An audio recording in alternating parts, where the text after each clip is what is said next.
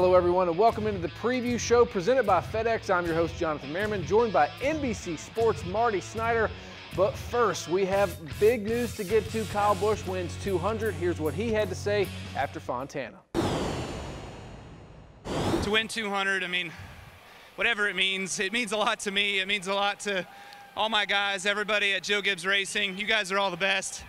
Toyota TRD, it's an amazing opportunity to drive for Joe Gibbs, and I cherish every minute of it and love it always. And just wish that we could keep it going like this, running strong, running well, and winning these races.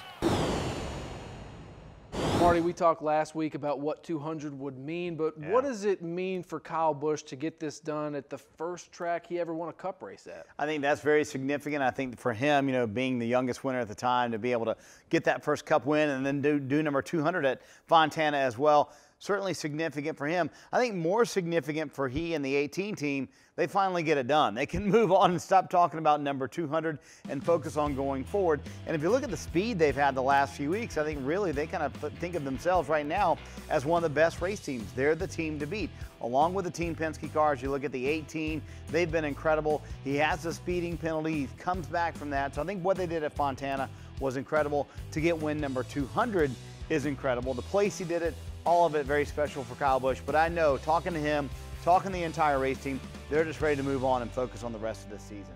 All right, we head to a driver's racetrack, an equalizer, as some of those drivers call it, in Martinsville, one of the toughest short tracks on the circuit. Hendrick Motorsports had some success here just a little bit over the past couple of years.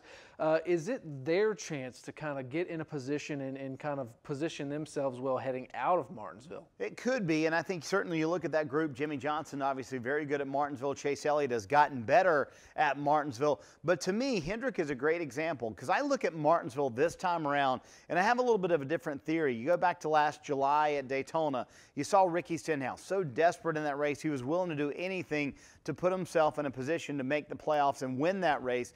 I think teams are feeling more desperate now than they maybe have in a long time. I think they're looking at things right now and saying, I can't beat the 22 or the 2 or the 18. I can't beat those guys on the racetrack. But Martinsville, as you said, Jonathan, is an equalizer. It's a place where I know I can go in and I can make something happen. So I think that group of desperate drivers is A, bigger than it's ever been, but B, they're going to take action sooner than they've ever taken. You know, so the Stenhouse thing we talked about last July at Daytona, we could see that happen at Martinsville this weekend, because I think there's a lot of drivers in that pool that say, I don't have a chance to win next week when we go to Texas. I know I can make something happen at Martinsville, and so I think you're going to see a very interesting race on Sunday. One of those guys that can make something happen just about any time he goes to Martinsville is Denny Hamlin. Now, Denny, not himself last year. That team was a little bit off.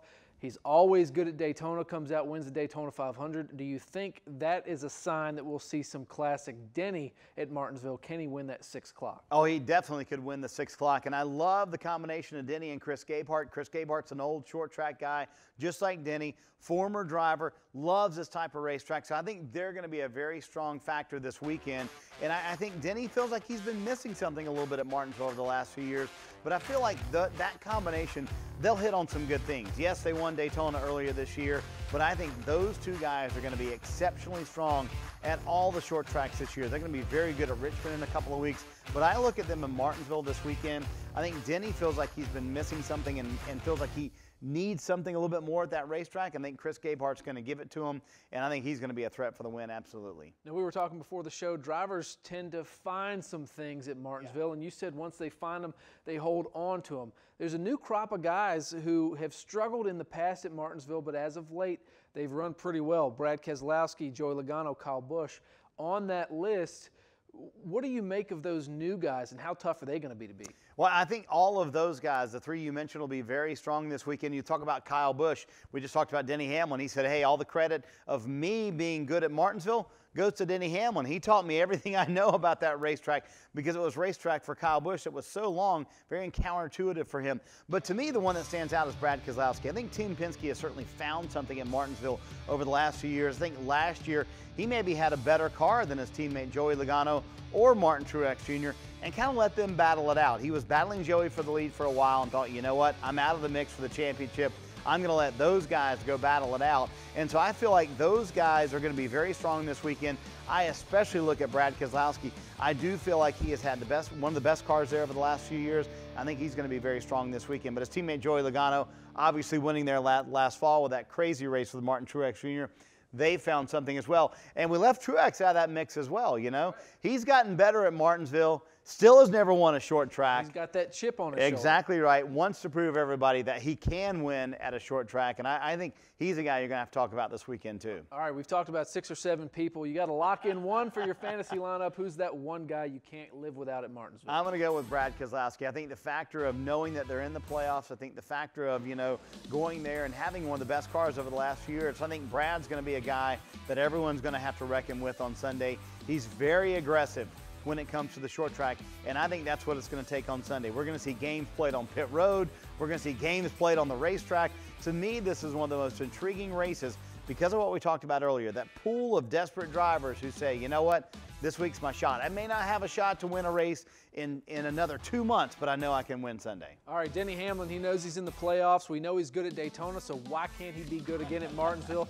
I'll take the number 11. I like that pick. I think he and Gabehart, again, they're going to prove some people of how good they're going to be on short tracks this year. All right, it's going to be a crazy one. You're not going to want to miss it. This Sunday at Martinsville, it's the STP 500, 2 p.m. on FS1. Don't miss it.